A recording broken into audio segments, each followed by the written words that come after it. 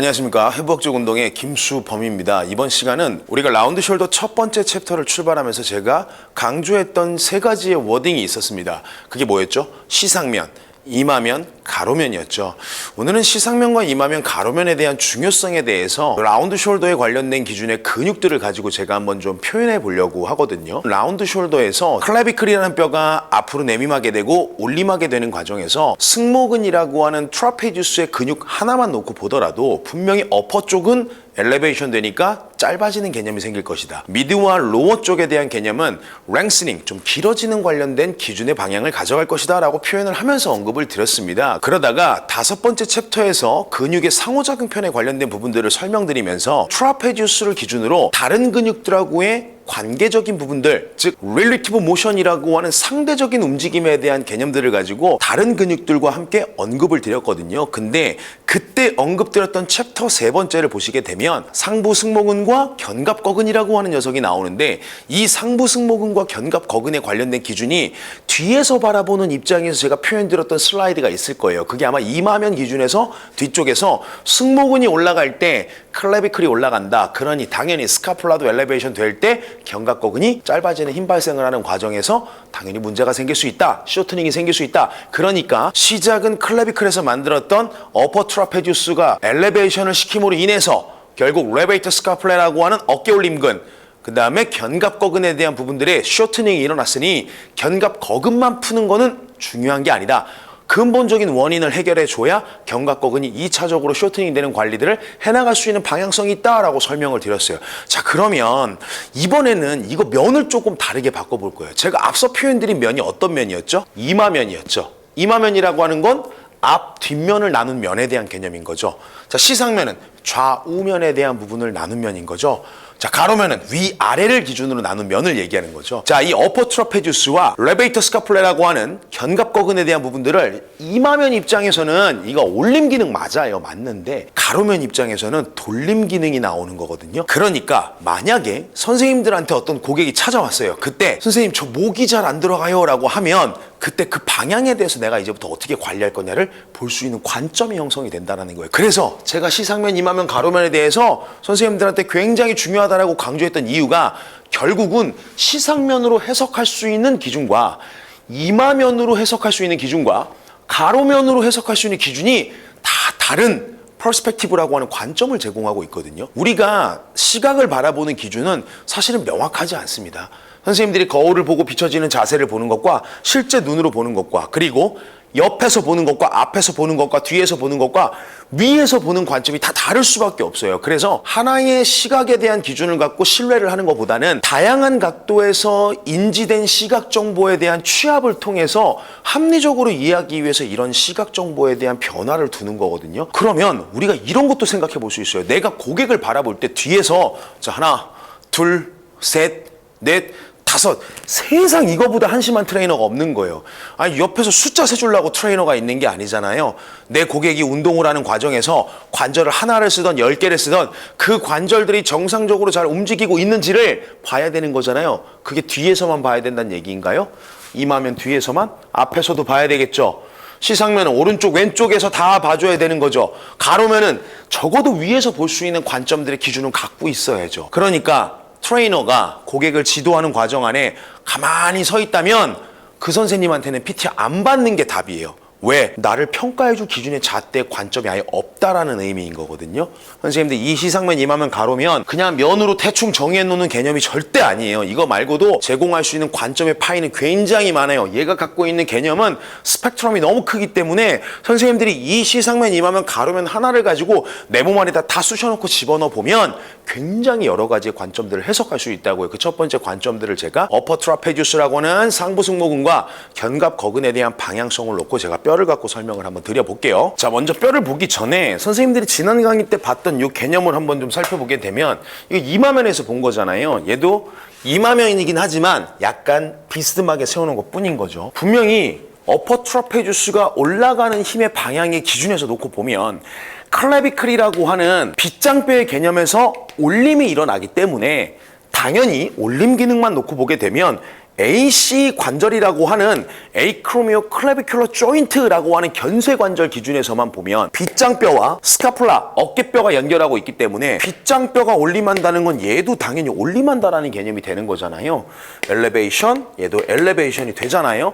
그러니까 얘 당연히 짧아지는 방향이 나오는 게 맞아요. 자, 그게 틀렸다가 아니에요. 근데 이걸 관점을 좀 바꿔보자고요. 가로면 입장에서 한번 살펴보는 거예요. 가로면은 축에 대한 개념이 어떤 거였죠? 수직축이죠. 버티칼 축. 시상면은 어떤 축이었죠? 이마축. 이마면은 어디 축을 갖고 사용하는 거죠? 시상축이었죠. 그 개념이 뭐였죠?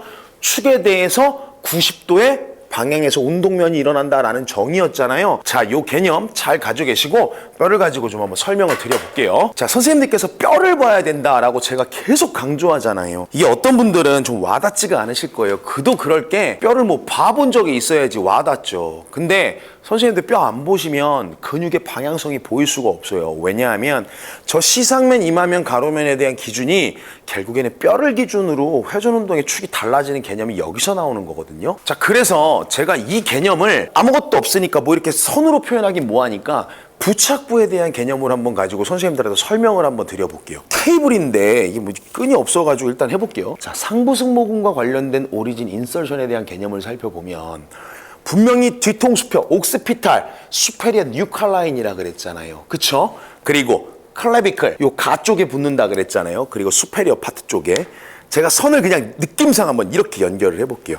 자, 선생님들이 지금 보시기에는 지금 뒤통수뼈 쪽에 있는 게 오리진이고 쇄골뼈 쪽에 있는 게 인설션이잖아요. 그쵸? 얘가 지금 수직은 아니죠. 뭔가 뒤에서 앞으로 내려오는 개념인 거죠. 밑에서부터 표현하면 앞에서 뭔가 뒤로 가는 개념인 거죠. 이게 오리진 인설션이에요. 레베이터 스카플레 한번 볼까요? 레베이터 스카플레 오리진이 어디죠? 버테브라 1번, 2번, 3번, 많게는 4번까지 해서 트랜스버스 프로세스라고 하는 가로돌기 있죠? 횡돌기 예전용어로 여기거든요. 요 횡돌기에서 이렇게 가는 거예요. 그럼 한번 볼까요? 요런 느낌이거든요. 얘는 어떠세요? 얘는 뭔가 오리진 입장에서 놓고 보면 앞에서 뒤로 가는 느낌인 거죠. 이거 보이실지 모르겠네요. 근데 인설션 입장에서 놓고 보면 뒤에서 앞으로 가는 개념인 거죠. 자, 다시 승모근 한번 볼까요? 얘 어때요? 뒤에서 앞, 앞에서 뒤.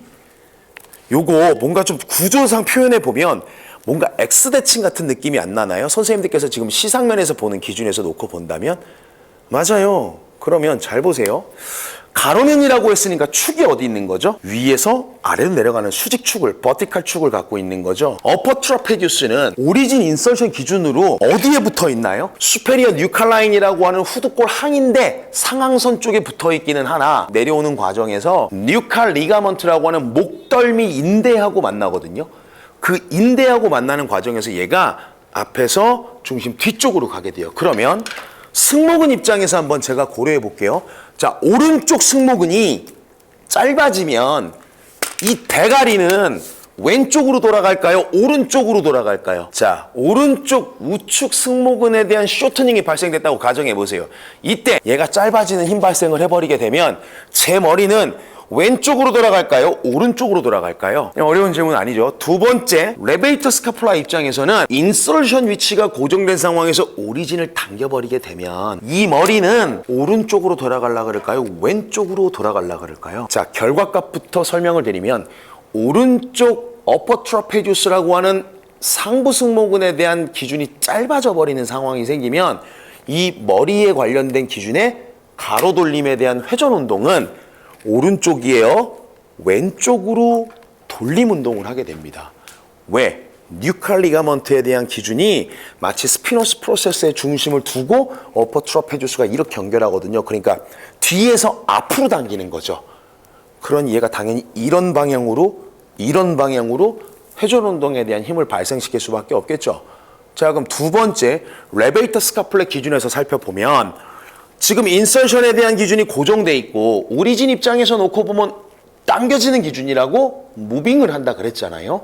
그러면 앞에서 상당 부분 뒤로 가는 개념인 거죠. 다시 볼까요? C스파인이 앞에 있고 스페리어 앵글이 약간 뒤에 있는 거죠. 요 손가락 포인터만 보시면요. 그러니까 앞에서 뒤로 가는 거죠. 그러니까 얘 입장에서 놓고 보면 앞에서 뒤를 당기니 당연히 오른쪽으로 가는 거예요. 오른쪽으로. 자, 분명히 이마면 입장에서 봤었을 때는 이런 크로스에 대한 개념이 보이질 않아요. 그쵸? 그래서 그냥 올리면 얘도 짧아지는 걸로만 볼 수밖에 없어요. 근데 우리 몸이 평면이 아니죠.